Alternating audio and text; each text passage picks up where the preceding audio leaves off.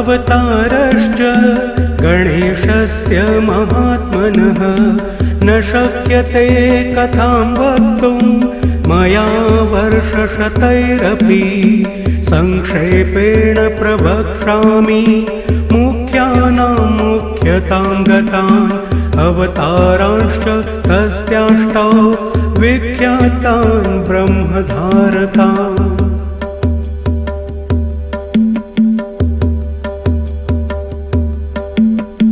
वक्रतुण्डावतारश्च देहिना ब्रह्मधारकः मत्सरासुरहन्ता स सिंहवानगः स्मृतः एकदन्तावतारो वै देहिनां ब्रह्मधारकः मदासुरस्य हन्ता स आखुवाहनगः स्मृतः।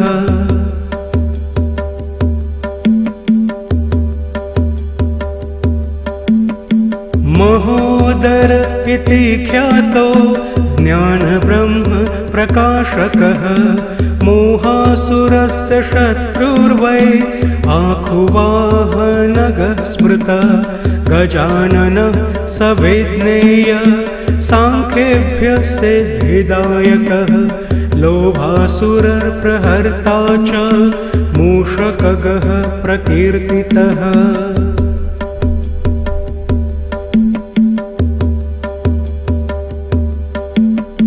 लम्बोदरावतारो वै क्रोधसुरनिबर्हणः आखुगः शक्तिब्रह्मा सन्तस्य धारक उच्यते विकटो नाम विख्यात कामासुरप्रदाहकः मयूरवाहनश्चायं सौरमात्मधर स्मृतः।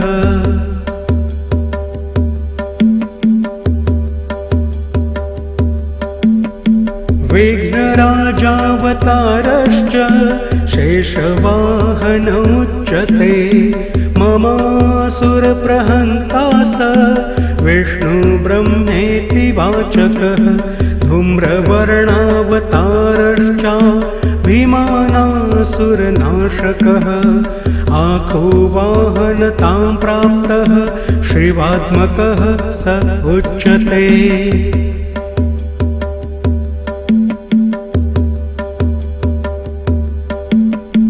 एतेष्टौ ते मया प्रोक्ता गणेशांशा विनायकः येषां भजनमात्रेण स्वस्वब्रह्मप्रधारका स्वानन्दवासकारी स गणेशान् प्रकथते स्वानन्दे योगिर्भिदृष्टो ब्रह्मणि नात्र संशयः।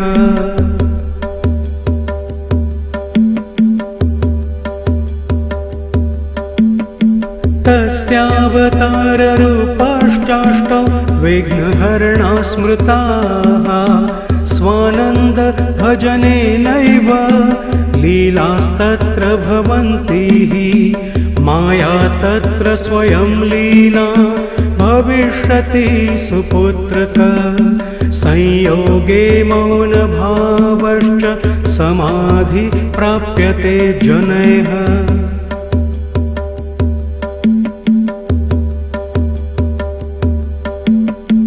अयोगे गणराजस्य भजनेनैव सिद्ध्यति मायाभेदमयं ब्रह्म निवृत्ति प्राप्यते परा योगात्मक गणेशानो ब्रह्मणस्पतिवाचकः तत्र शान्ति समाख्याता योगरूपा जनैः कृता।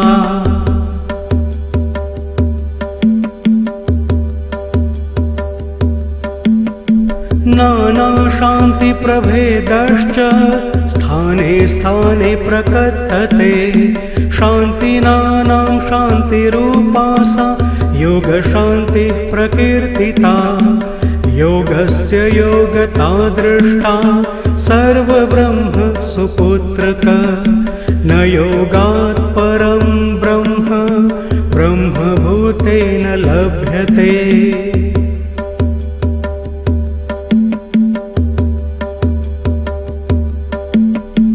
एतदेव परं गुह्यं कथितं वत्स ते लिखं।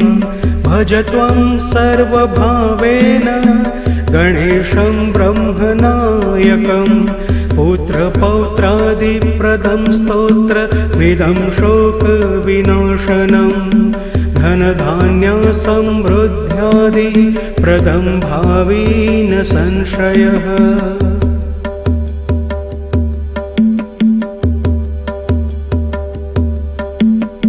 धर्मार्थकाममोक्षाणां साधनं ब्रह्मदायकं। भक्तिदृढकरं चैव भविष्यति न संशय। इति मुद्गलपुराणान्तर्गतं गणेशावतार स्तोत्रं सम्पूर्णम्।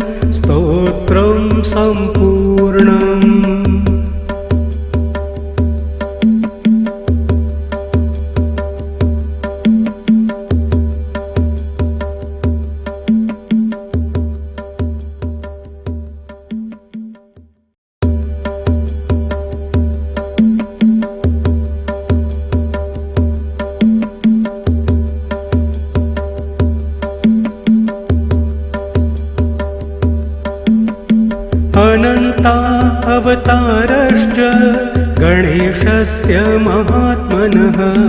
न शक्यते कथां वक्तुं मया वर्षशतैरपि। संक्षेपेण प्रवक्ष्यामि मुख्यानां मुख्यतां गतान् अवतारांश्च तस्याष्टौ विख्यातान् ब्रह्मधारकान्।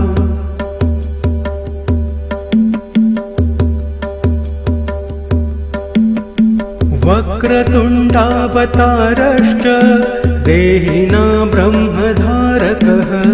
मत्सरासुरहन्ता स सिंहवानगः स्मृतः। एकदन्तावतारो वै देहिनां ब्रह्मधारकः। मदासुरस्य हन्ता स आखुवाहनगः स्मृतः।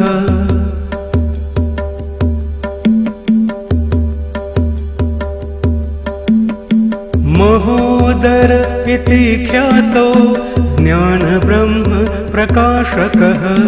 मोहासुरस्य शत्रुर्वै आखुवाहनगः स्मृतः। गजाननः स विज्ञेय सांख्येभ्यः सिद्धिदायकः। लोभासुरप्रहर्ता च मूषकगः प्रकीर्तितः।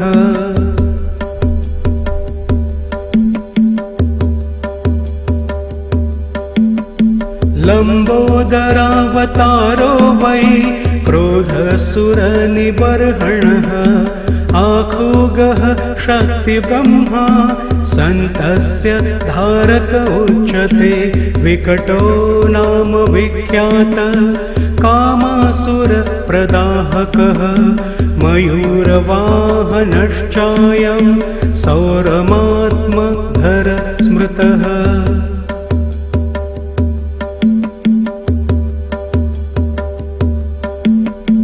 विघ्नराजावतारश्च शेषवाहनमुच्यते। ममासुरप्रहन्ता स विष्णुब्रह्मेति वाचकः। धूम्रवर्णावतारश्च भीमानासुरनाशकः। आखुवाहनतां प्राप्तः शिवात्मकः स उच्यते।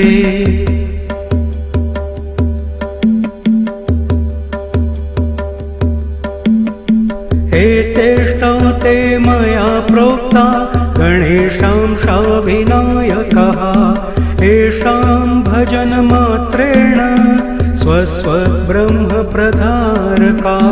स्वानन्दवासतारी स गणेशां प्रकथते। स्वानन्दे योगिर्भिदृष्टो ब्रह्मणि नात्र संशयः।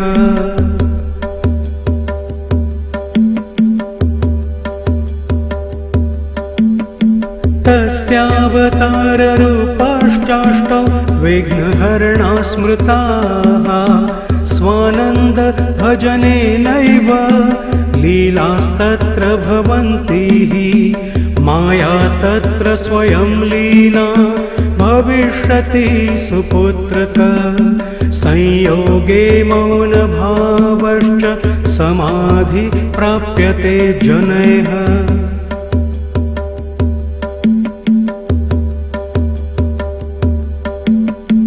अयोगे गणराजस्य भजनेनैव सिद्ध्यति मायाभेदमयं ब्रह्म निवृत्ति प्राप्यते परा योगात्मक गणेशानो ब्रह्मणस्पतिवाचकः तत्र शान्ति समाख्याता योगरूपा जनैः कृता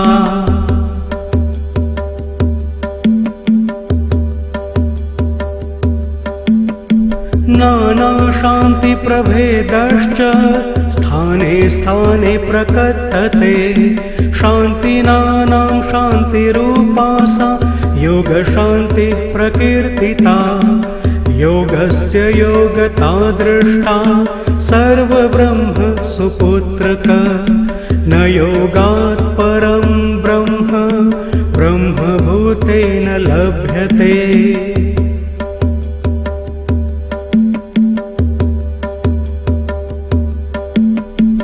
एतदेव परं गुह्यं कथितं वत्सते लिखं भज त्वं सर्वभावेन गणेशं ब्रह्मनायकं पुत्रपौत्रादिप्रदं स्तोत्रविदं शोकविनाशनं धनधान्यसमृद्ध्यादिप्रदं भावी न संशयः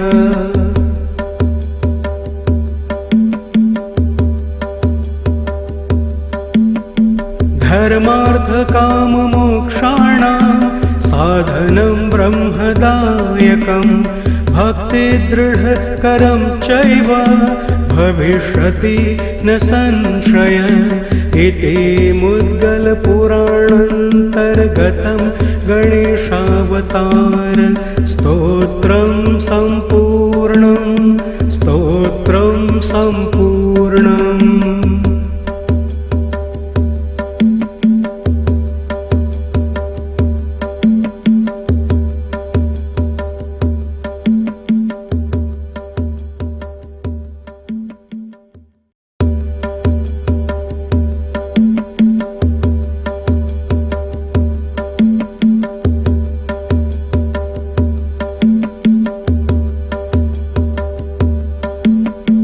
अनन्ता अवतारश्च गणेशस्य महात्मनः न शक्यते कथां वक्तुं मया वर्षशतैरपि संक्षेपेण प्रवक्ष्यामि मुख्यानां मुख्यतां गतान् अवतारांश्च तस्याष्टौ विख्यातान् ब्रह्मधारकान्